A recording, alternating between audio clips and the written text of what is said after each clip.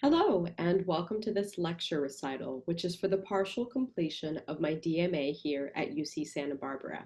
My name is Kelly Newberry, known as Kelly Guerra, and I am a mezzo-soprano completing my degree in voice under the tutelage of Isabel Bayrakdarian, who is also the chair of my committee. During this lecture, I will discuss the composer Gabriela Lena Frank and her composition, the Conquest Requiem, for orchestra, choir, baritone, and soprano. I will briefly cover the Conquest of Mexico, focusing in on the key players of Martín Cortes and La Malinche, as the piece revolves around them and their history. I acknowledge that this presentation was made on Munsee Lenape land. I am honored and excited to introduce you to this work. So, who is Gabriela Lena Frank? Gabriela Lena Frank is an American composer who holds several awards and accolades, including a Latin Grammy, a Guggenheim Fellowship, a USA Artist Fellowship, and the Heinz Award. She is the artistic director of her Academy for Composers, the Gabriela Lena Frank Creative Academy of Music, which was founded in 2017. Her works are commissioned regularly by luminaries such as Yo-Yo Ma, Donna Upshaw, the King's Singers, the Kronos Quartet, and the conductor Yannick Nézet-Séguin of the Philadelphia Orchestra and the Metropolitan Opera, and leading orchestras including the Chicago Symphony, the Boston Symphony Orchestra, and the San Francisco Symphony, among several others. Gabriela calls herself an American mestiza and explores the concept of mestizaje in her compositional output. Mestizaje is a Spanish term meaning mixture, referring to the blending of indigenous, African, and European peoples in the Americas over time, and by extension to their hybrid cultural form.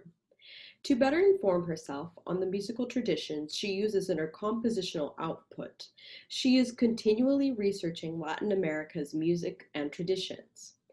Although she claims to have gone about it quite modestly, haphazardly, she has become quite the practical ethnomusicologist, specializing in the sounds of Latin American instruments and musical forms. Gabriela's music deftly embodies a cross-cultural mindset, integrating traditional vehicles of the Western canon with Latin musical archetypes. Gabriela Lena Frank was born in 1972 in Berkeley, California. Her father, Michael Barry Frank, is a Mark Twain scholar and is of Lithuanian Jewish descent. Her mother, Sabina Cam Villanueva, a stained glass artist, is from Peru, of Chinese and indigenous Quechuan descent.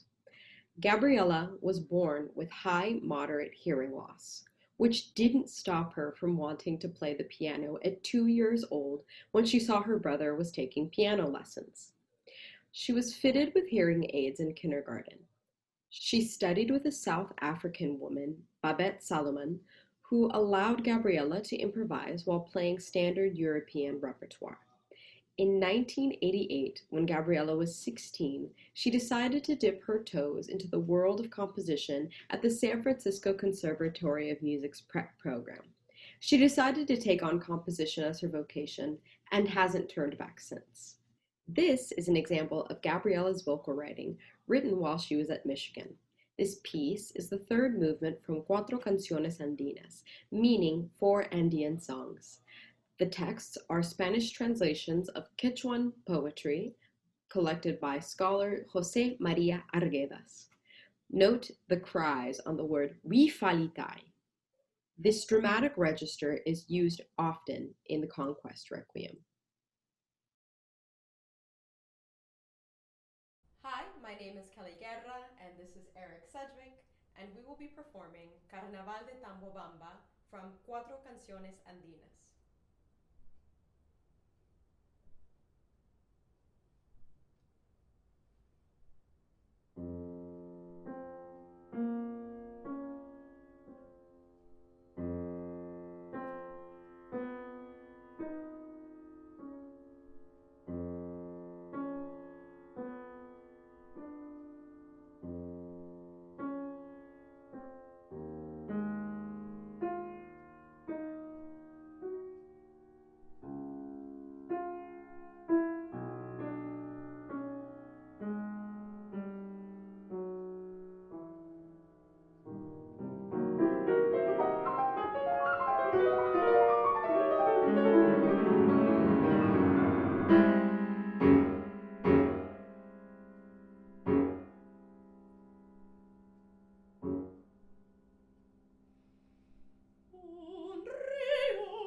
de sangre arrastrado al joven Tambobambin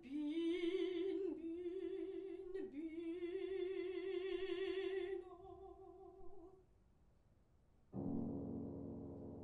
Él ha muerto.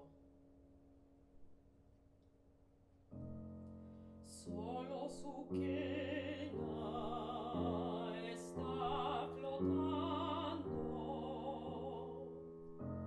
solo su poncho está flotando, solo su charango está flotando sobre la corriente. Y la jovena que la amaba está llorando en las orillas su idolatrada amante. Y ahora en las orillas su adorada está llorando, está llorando, está llorando.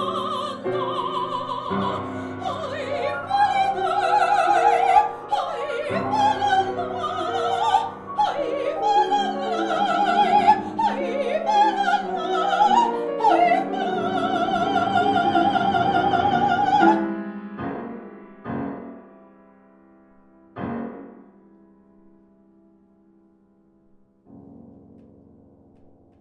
él ya no existe.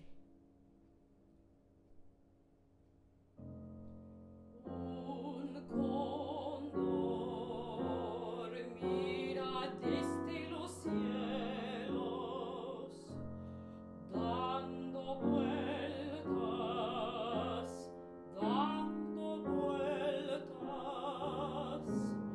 busca el joven Tambobambino, no encontrará jamás. El río de sangre, el río sangriente lo arrastró, lo envolvió. Su adorada está llorando, está llorando, está llorando. Ay, falta, ay, falta, ay, falta, ay, falta, ay,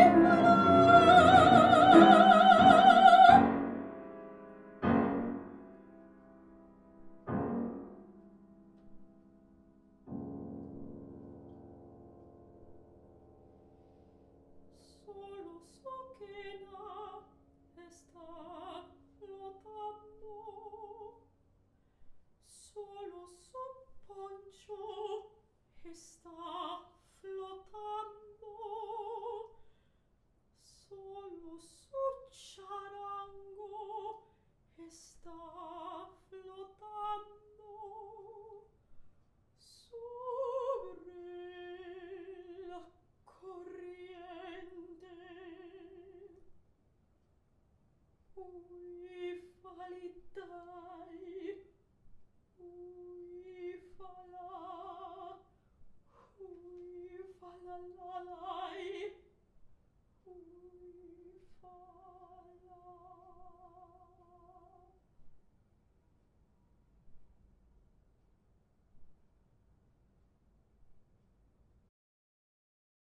Despite a sea of commissions from the United States' most prestigious music organizations, Gabriela still finds time to educate and volunteer, including founding an academy for student composers in 2017.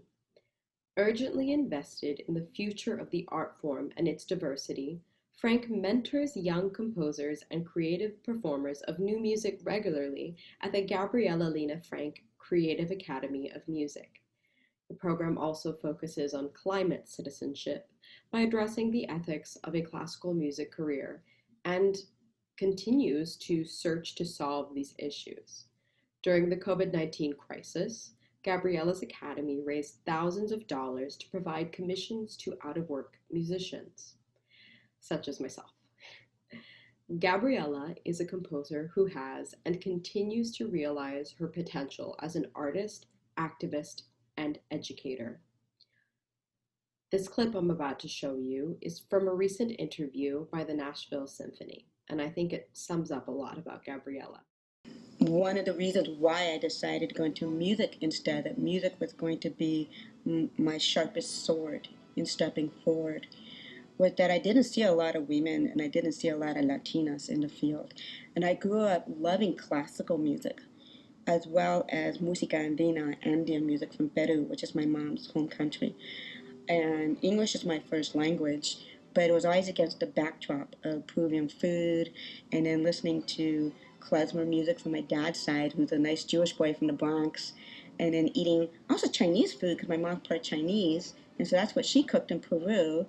And to me, that was so distinctly American that only in the United States would you get somebody like me, born in a hippie campus town, that of Berkeley, California, who's partially deaf. I grew up with a pretty serious hearing loss, that can write symphonies for a living. That's incredible, combining cultures. And so I think the future of classical music is recognizing that while we have European roots, and wonderfully so, that it can encompass and invite so many different viewpoints. The Conquest Requiem is 38 minutes long, with an SATB chorus, a soprano soloist, a baritone soloist, and orchestra. The soloists are based on the historical figures of La Malinche and Martín Cortés, who is her son with the conquistador Hernán Cortés.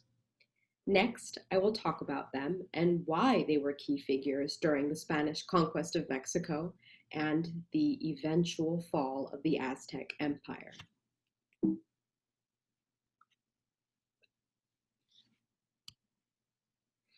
The conquistador Hernán Cortés's expedition set sail on February 18, 1519, with over 500 men, 11 ships, and 16 horses. Their goal was to steal riches and enslave people in Mexico. Hernán was a part of the group of conquistadors that conquered Hispaniola, and he was looking for his next win. So he led a new expedition to Mexico. Within weeks of arrival, Cortés had the good fortune to meet two translators. First was Jerónimo Aguilar, a Spanish victim of the 1511 shipwreck, who had learned the language of the Mayas from his unplanned residence in Yucatan. The second was Malintzin, a Nahua woman gifted to Cortés, who spoke Maya and Nahuatl. Translating in tandem with Aguilar, Malintzin was able to aid Cortés in negotiations with the natives. As far as the state of the Aztec Empire during this time, Moctezuma's regime was plagued with internal conflict, making it ripe for the picking by conquistadors. Frustration was pervasive among subjugative native tribes under Aztec rule due to excessive taxation, including human lives for religious sacrifice. While the discontent among the subjugated tribes was from before Moctezuma's reign, Moctezuma continued the tyrannical practices of his predecessors, which included extreme class stratification. The Aztec Empire under Moctezuma was vulnerable to the Spaniards due to the constant rebellions caused by Moctezuma's oppressive rule, as well as its indecisiveness in dealing with the Spaniards. He did not immediately try to destroy the recently arrived Spaniards, as he and the rest of the Aztec Empire actually believed that the appearance of the white man was an omen marking the return of the deity Quetzalcoatl's return. Moctezuma's extreme vacillation, fueled by his mysticism, made him an ineffective leader, leaving his empire vulnerable. So, Malintzin, or La Malinche. Malintzin, the woman I mentioned before, is more popularly known in Mexico as La Malinche. She was sold by her mother to traders who eventually sold her to the ruling cacique of Tabasco, a province of the Yucatan coast. She lived in Tabasco until Hernán Cortés arrived there in 1519. After being sold into slavery at a young age and traveling far from her home, La Malinche had become bilingual. La Malinche spoke both Nahuatl, the Aztecs' language, and the Mayan dialects of her enslavers. Her mastery of these two languages is important because Yucatan and Coatzacoalcos were far from each other, meaning fluency in these two dialects was rare. When Cortés took over Tabasco in 1519, he was given 20 maidens from the cacique to serve as domestic laborers, including La Malinche. She became his translator and his mistress. It is possible that her least significant role was as Cortés's mistress, since that was unfortunately expected of female slaves by their owners. Her value to the Spaniards was not just linguistic, and her interpretation went beyond translating idioms, as she became an advisor on native customs and beliefs. Cortés and his small number of troops managed to cross rugged terrains riddled with hostile native tribes with relative ease, thanks to La Malinche's knowledge of the landscape and ability to negotiate with the tribes. With La Malinche, Cortés was able to communicate two important messages to the tribes. One, that the Europeans could release them from their subjugation to the Aztecs, and two, which is a lie they made up, was that the white man's appearance was divinely fated and foreshadowed the inevitable conquest of Mexico. The fall of Tenochtitlan. La Malinche was essential to the conquistadors' victory. First, Cortés and his troops gained the alliance of the Sempoalans and the Tlaxcalans. La Malinche's translation skills and knowledge of native customs saved the Europeans from death on several occasions. For example, she was instrumental in Tlaxcala, as she was the whistleblower in an indigenous conspiracy against Cortés. The Tlaxcalans were astounded by the Europeans' readiness against this Tlaxcalan plot, which made them believe that Europeans were deities.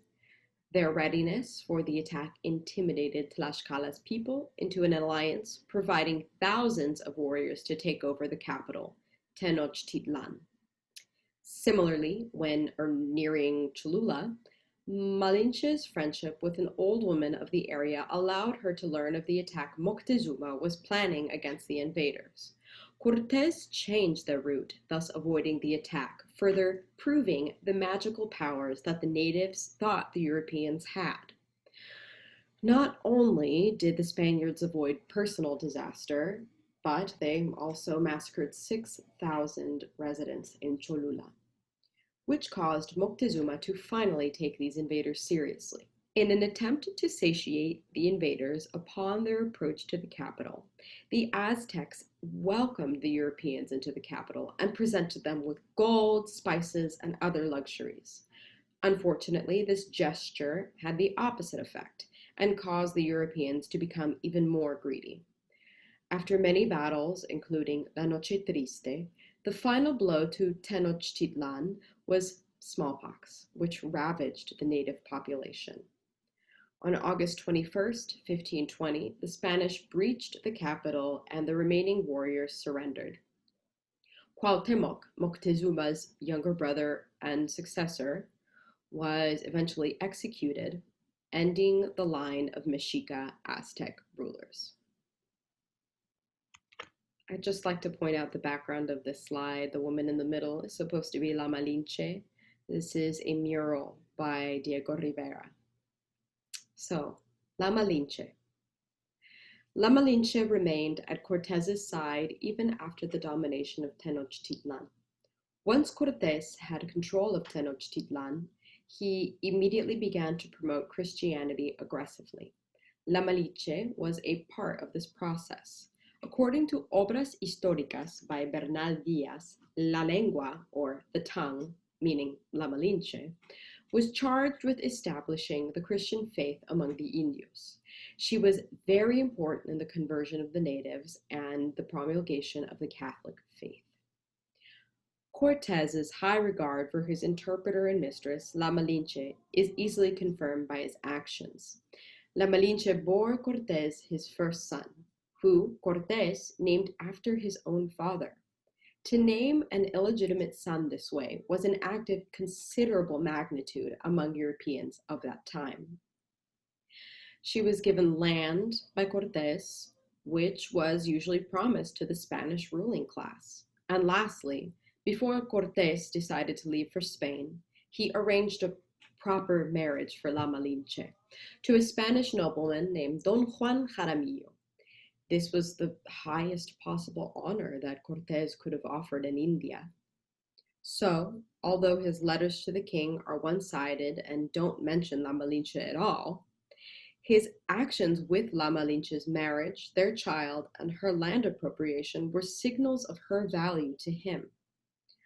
The relationship between Cortes and La Malinche spawned a new race, both literally and symbolically. When Cortes left New Spain in 1527, La Malinche's public life was no longer on record, and he left with their son, Martin. There is testimony that she died in 1527 or 1528 due to smallpox.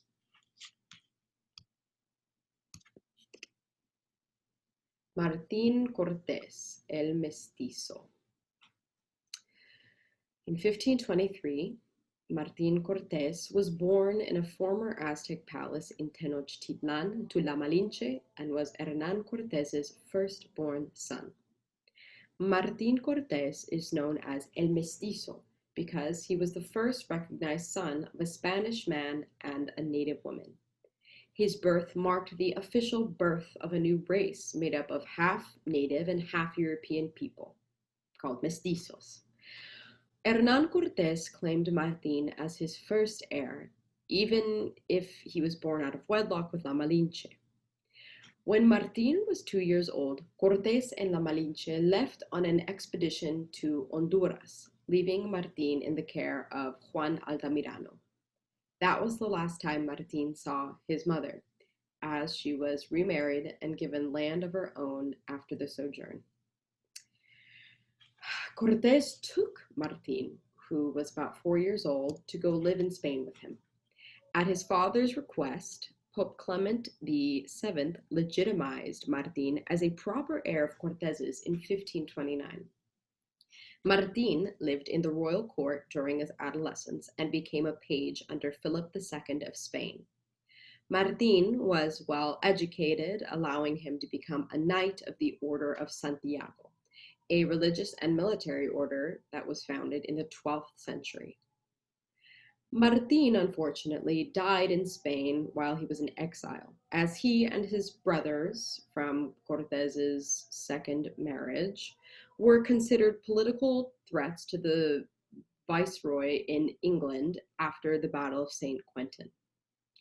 He had 2 children, including his son Ferdinand, who relayed what little is known about the death of Martín. Martín Cortés, the first mestizo, died in Spain, not in his place of birth, Mexico. The fate of Hernán Cortés. After the capture of Tenochtitlan, Cortés was appointed the governor and captain general of New Spain in September 1523.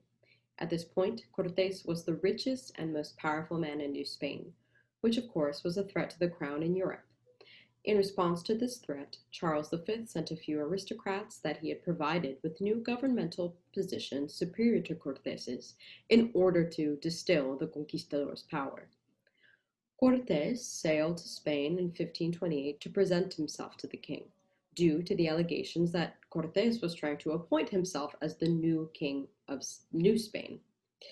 For 2 decades, Cortes fought against the bureaucratization of colonial government. He presented himself to the king 2 more times, and he would go back and forth from Spain and Mexico.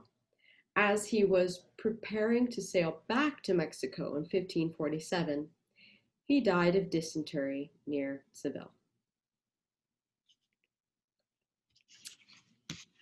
Mexico's government after the conquest.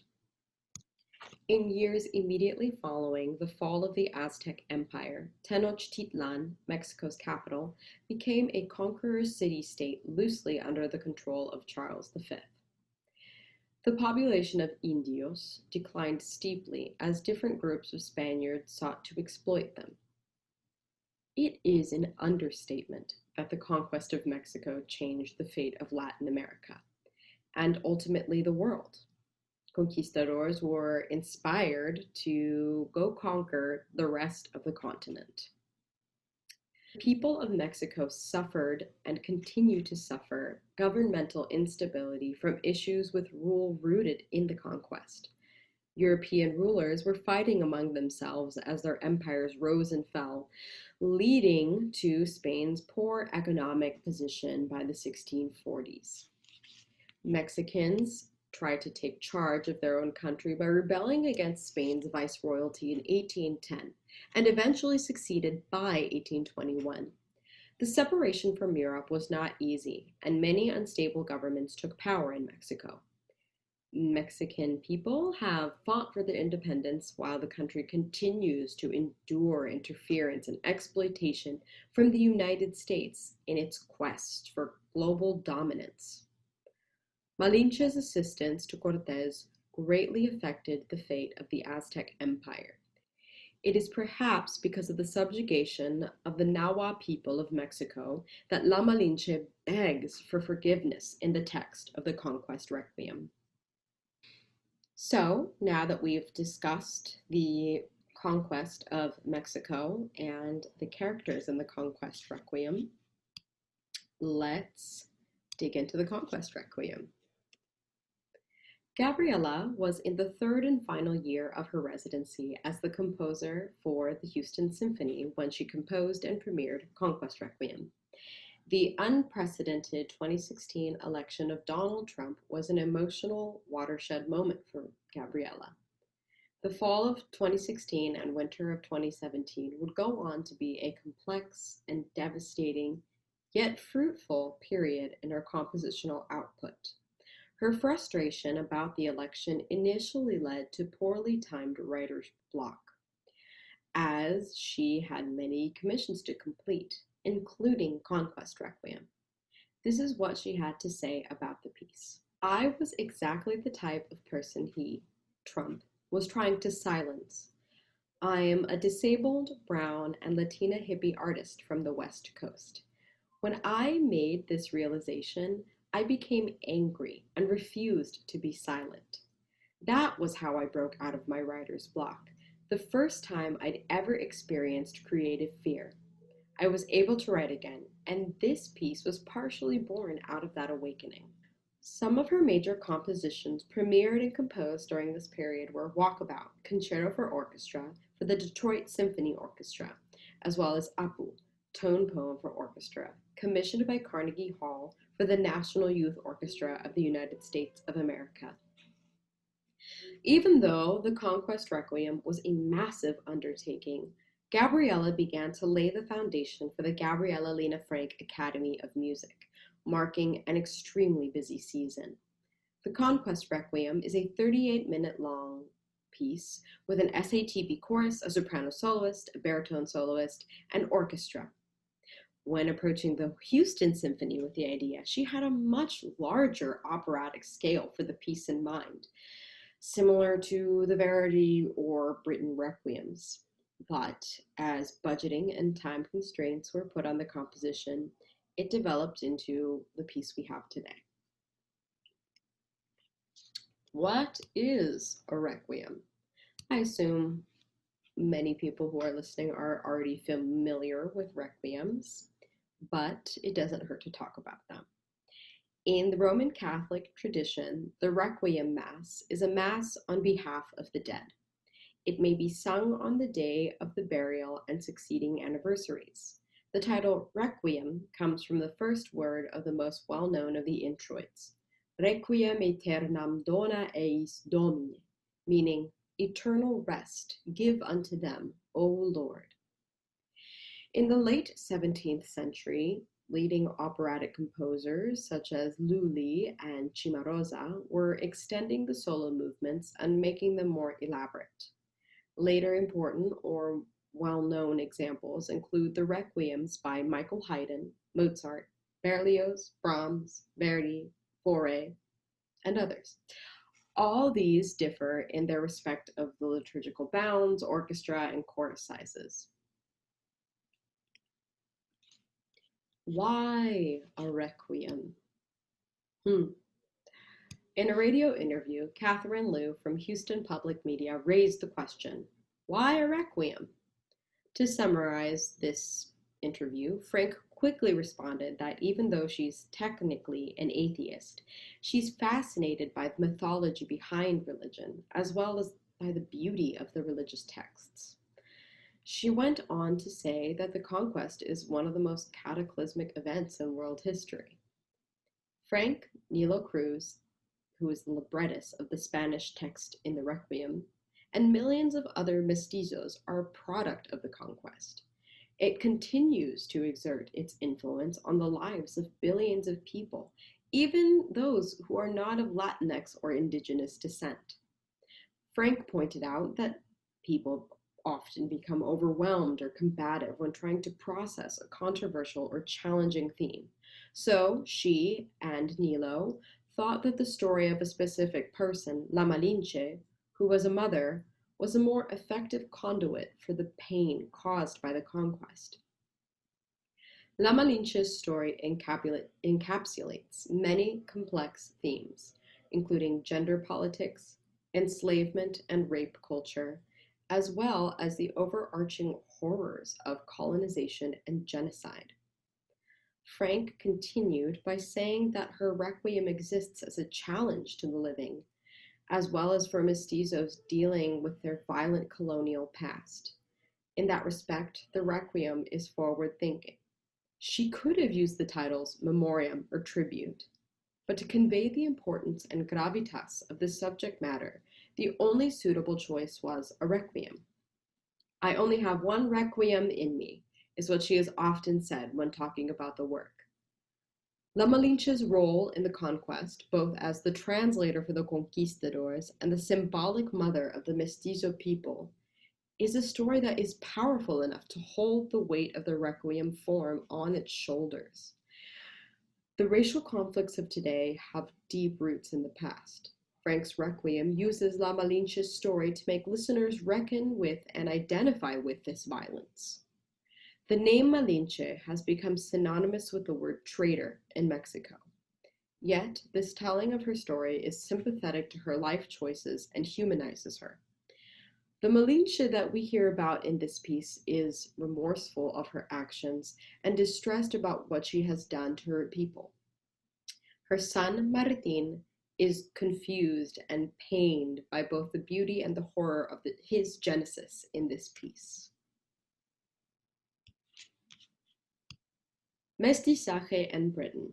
I'm sure you're curious why Benjamin Britten is coming up, but Benjamin Britten's War Requiem was especially influential in the composition of the Conquest Requiem.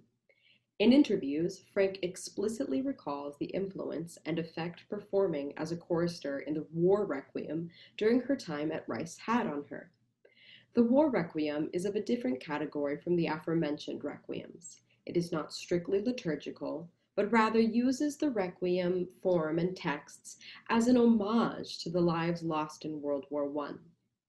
In the piece, typical Mass texts are interwoven with poetry by Wilfred Owen, an English poet and soldier in the First World War. It is this idea of the evolved requiem that Frank latched onto during her composition of the Conquest Requiem. By mixing Spanish prose by Nilo Cruz, ancient Nahua poetry, and some lines from the original Mass, Frank was able to compose a requiem that spoke to her and was trilingual, like Malinche herself.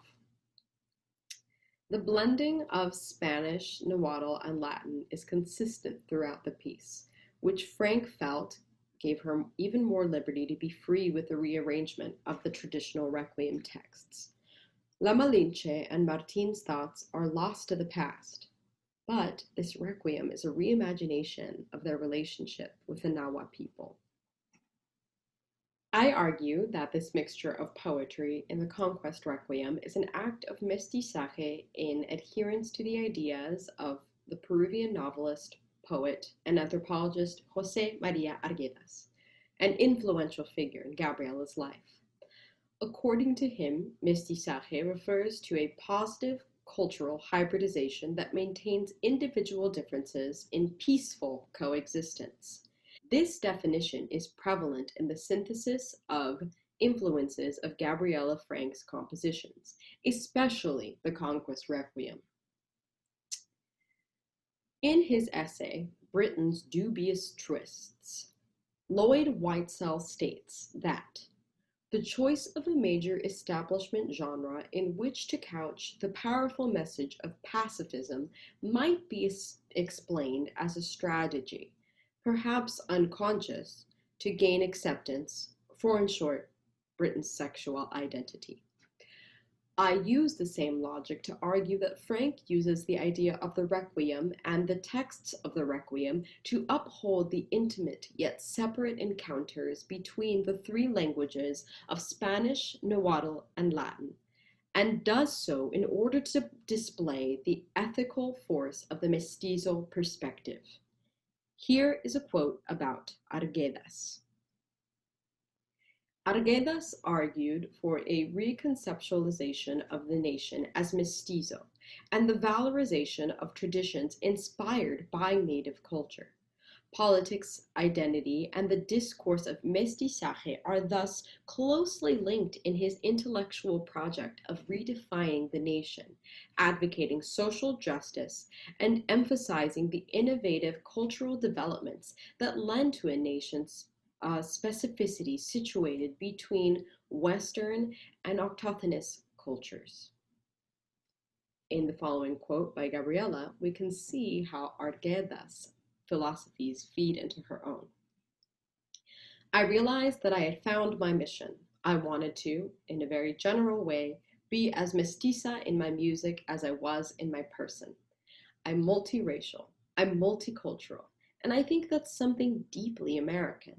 I love my country, and I'm surrounded by daughters and sons of immigrants that contribute and work hard. That was uppermost in my mind then, and in the course of recent events in our country, it's uppermost in my mind now. It's something that has become more urgent in my work as a musician, not less so. Frank's compact requiem draws from many musical, historical, and ideological influences, yet her distinct creative voice lends to a robust and individual interpretation of the requiem. Frank's requiem is not simply titled Requiem with an added dedication to the lives lost in the conquest. The piece is purposefully titled Conquest Requiem.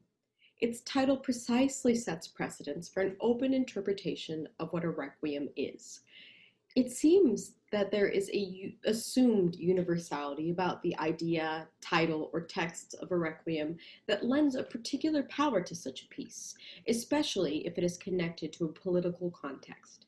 In general, there seems to be a tradition of using the requiem as a marker of national or language identity, a famous example being Brahms's Ein deutsches Requiem. In the 20th century, with Britain and others, as well as in the 21st century in the case of the Conquest Requiem, it seems that the Requiem has often been used as a political work in the concert setting. Gabriela Frank draws from the significance of the Requiem title and texts to commemorate the Aztecs, La Malinche, and the symbolic nature of Martín de Mestizo in the Conquest Requiem. Frank, like Britain, juxtaposed poetry with the Latin texts. The main difference here is that Frank added a third poet and language, the Spanish prose by Nilo Cruz. Each language takes on a different role in communicating with the audience. Gabriela's trilingual homage to the genocide of the Aztecs, the subjugation of La Malinche, and Martín de Mestizo's birth is in itself an act of mestizaje, because the text from the Requiem Mass is combined with indigenous poetry and Spanish word from a contemporary mestizo. Although the piece ends on a relatively hopeful note, the work as a whole does not encourage amnesia of the horrifying past and the still colonized circumstances of most indigenous peoples in Mexico and elsewhere, since it constantly references to the severe damage La Malinche's assistance to Hernán Cortes caused to an entire population. Another clear example of the cultural mixture lies in the piece's European symphonic orchestration, which is bejeweled with syncopated dance rhythms associated with Afro-Latin music and tonalities borrowed from indigenous music. The success and beauty of this piece proves that, in deft and responsible hands, a unique and beautiful art form can come from the harmonious relationship between several cultural influences. Gabriela's years of study in both the Western European classical compositional school, as well as her own personal ethnographic work, allows her to tap into several musical and cultural influences in order to create her own unique musical language. So, the music. In the paper, I discuss the musical relationship with the libretto. Malinche's musical line has an extreme range, very often on a cry to express her guilt and pain. You will not hear the chorus in my recordings, but the piano plays their parts as well as the orchestras. I will be singing La Malinche's Soprano Solos. As it was written for soprano, Gabriela graciously rewrote some of the sections for this lecture recital. So let's talk about the Requiem's layout. The first movement is an introit. The second is Iudex ergo cum sedebit. 3 is a dies irae. 4 is recordare. 5th is a rex tremendae. 6th is confutatis maledictis. 7th is in paradisum. So I will be singing the first and the 5th movements.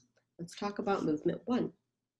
The first movement, called Introit, Cuicatl de Malinche, meaning Song of Malinche, enters the listener into La Malinche's judgment day. La Malinche names her sins, the betrayal of her city and people. Her guilt is very deep. She put the fate of Mexico into the hands of the Europeans in order to survive. This movement begins the journey of her guilt. Within 4 bars, the piece enters the audience into a mestizo-sounding landscape. As the choir sings on the word requiem, their sound, combined with the flutes, oscillates between chant and panpipe playing.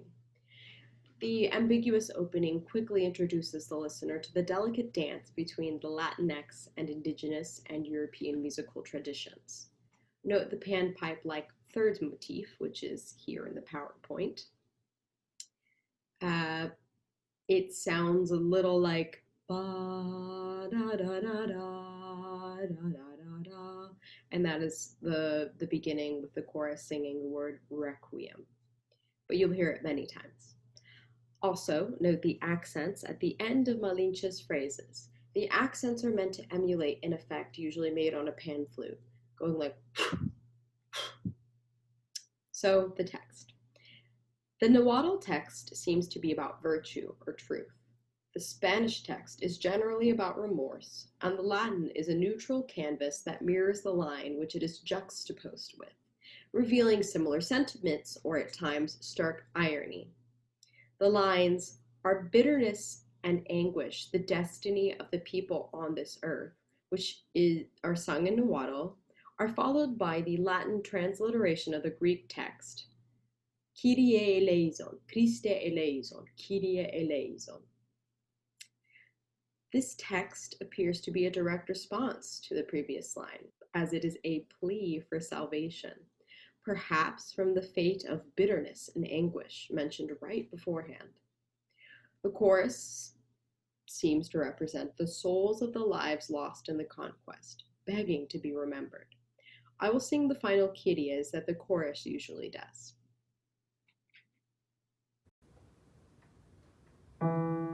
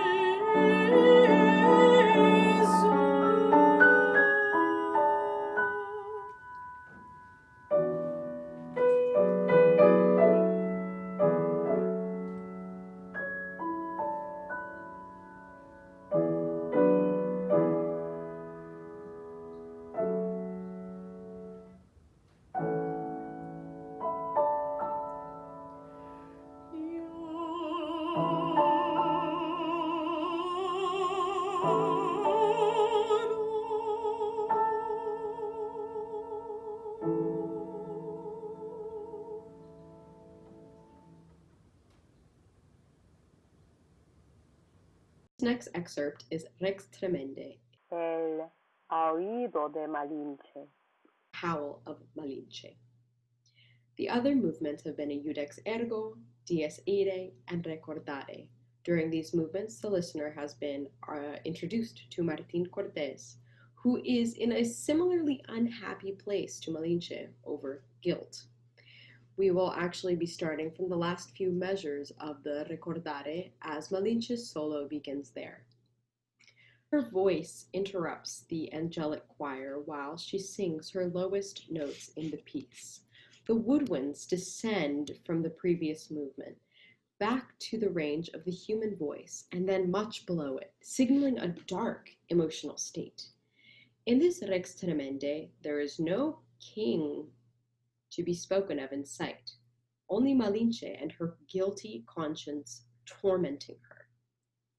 The tempo marking, abandonada, in measure 6, gives a clue about Malinche's mental state. The tempo marking, abandonada, in measure 6, gives a clue about Malinche's mental state during this movement. She is abandoned, unwilling to go on to the underworld, unwilling to find peace in the afterlife because of her guilt surrounding her transgressions against humanity. This aria-like opening is when she is truly coming to grips with the absolute damage that she was a part of. While Malinche toils in her own guilt, she says, "Listen to the silence." The choir repeats her words instead of responding, showing her how alone she truly is. It's as if she were in an empty room, echoing. The choir mocks her by whispering and repeating her last syllable, sion, of the word traición, which Eric has agreed to do. In the movement, La Malinche cries in Spanish, "If only I could blind my eyes. I, La Malinche, have witnessed the rape, the theft of my land, Tenochtitlan, my city." This clear expression of guilt is answered by the chorus singing lines from the Rex Tremendae section of the Requiem. King of awful majesty, who freely saved the redeemed, save me, O fount of goodness. Their response is ironic, as nothing, not even guilt, can redeem the city of Tenochtitlan. Although the choir is simply reciting the Requiem, it being juxtaposed with Malinche's text brings out the irony. This masterful collocation of texts is present throughout the Requiem and brings the drama to a head. Note the stressed repeated notes here in the musical example. They are a compositional tool that makes the singer emulate a siku, a Peruvian flute. They happen many times and can be used to express different kinds of emotion. Testigo ahi. I try to do that when I sing. You'll see. Here's the video.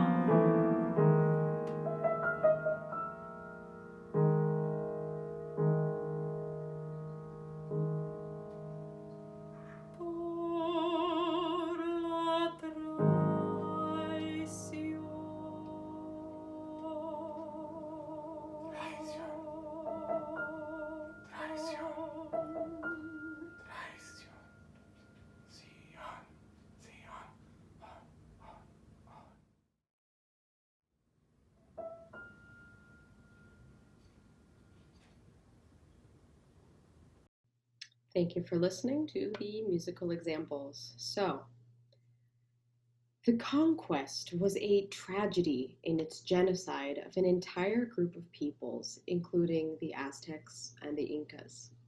The message of positivity within this piece comes not from erasure, but from an attempt to make peace with what has already happened and to find a silver lining.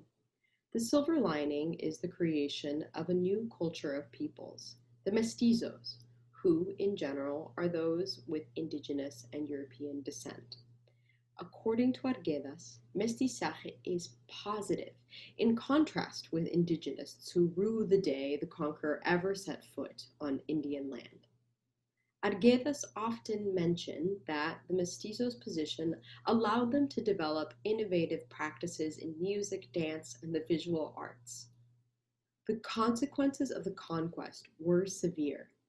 But mestizaje can teach us to accept all parts of our backgrounds in order to create a more beautiful and interesting world.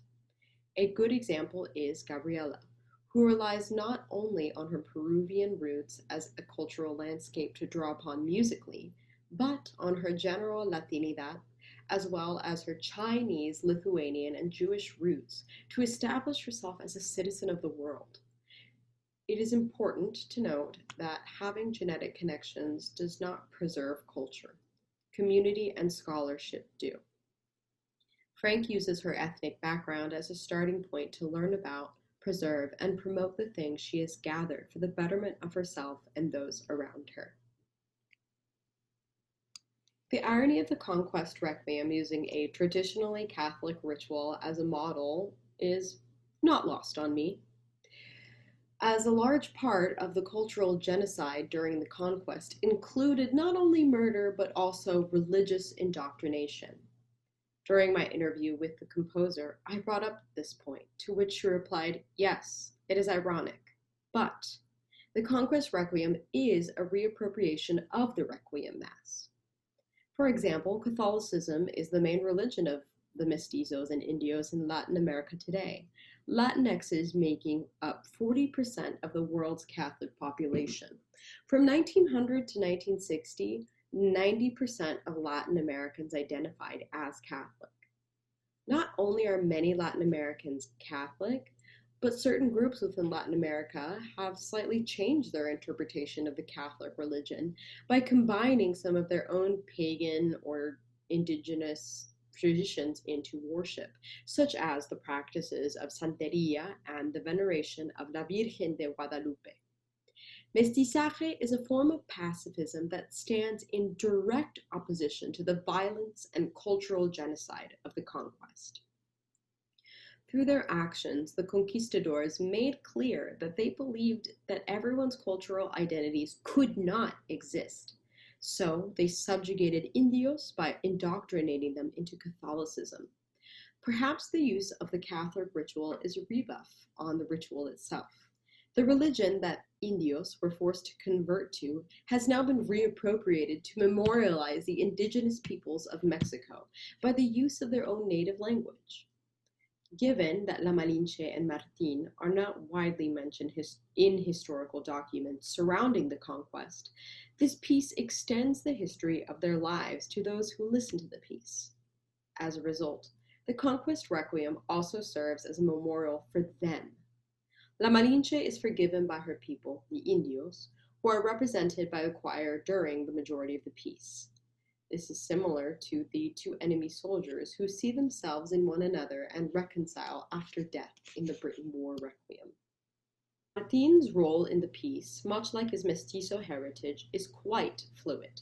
Most of Martin's Spanish text is about indecisiveness or guilt.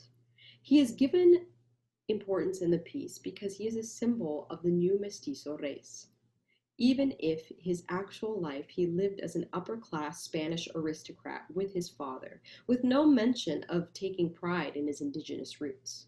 Martin left for Spain as a toddler and never heard from his mother again, and historical documents do not mention anything about him being able to speak in Nahuatl, yet in the Conquest Requiem he is able to speak it.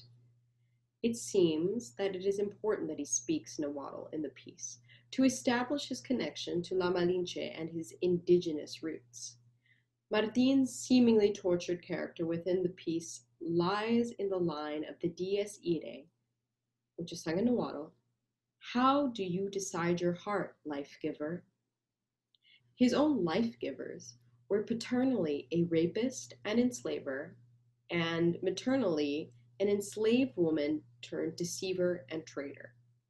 Martin acts like a guilty man in the Requiem, begging for forgiveness, even in death. Relevance. The history behind this composition must be wrestled with. There is no simple salve of adding Latinidad to a composition in order to gain cultural recognition within the classical music canon. This composition and the performance of it is a form of protest against the ideals of white supremacy and of greed. It is a rebuttal to those who believe that some groups of people are above others, and that some people should be subjugated to serve the greed of the conqueror. This piece is a testament to the horrors caused by the conquistadors, including the genocide of the indigenous peoples of Mexico. Yet it is also related to broader issues facing society today. The conquest accelerated the Industrial Revolution, as Europe gained an entirely new enslaved workforce, as well as material goods now at their disposal. This can be regarded as the first seeds of our current climate crisis. In several interviews, Frank has mentioned that the responsibility of the artist, especially the composer, is to be a cultural witness. Frank wrote about a moment in history when morality was swept under the table to get some gold and some sugar cane. And the American election of 2016 is another iteration of this moral failing. The composer has set out a warning for the audience by writing the Conquest Requiem. The piece, although about a heavy and complex subject, does not end on a doom and gloom note. It ends on a peaceful major tonal center, which invites the listener to reflect. With the lines, "Blessed are those who come to see their dead." The piece strikes me as an invitation to the listeners from the lives lost in the conquest, saying, "Do more." Gabriela Lena Frank is an artist who has empowered other artists through her music, her institute, her mentorship, guiding them in making this world a more beautiful and equitable place. Although it was programmed before intermission, the Conquest Requiem was received with standing ovations the 3 times it was performed during the weekend of May 5th, 2017. The soprano soloist, Jessica Rivera, was lauded for her poignant and masterful performance. The baritone soloist, Andrew Garland, had to pull out due to illness after the world premiere, so his solos were split and performed by talented choristers of the Houston Symphony Orchestra.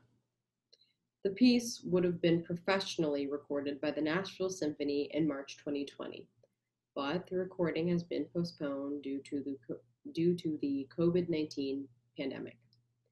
When this piece is performed again, it is my wish that its message of optimism for the future through decisive action continues to resonate. I hope that people are inspired to research further into their colonial history and to do their best to keep history from repeating itself. Thank you very much.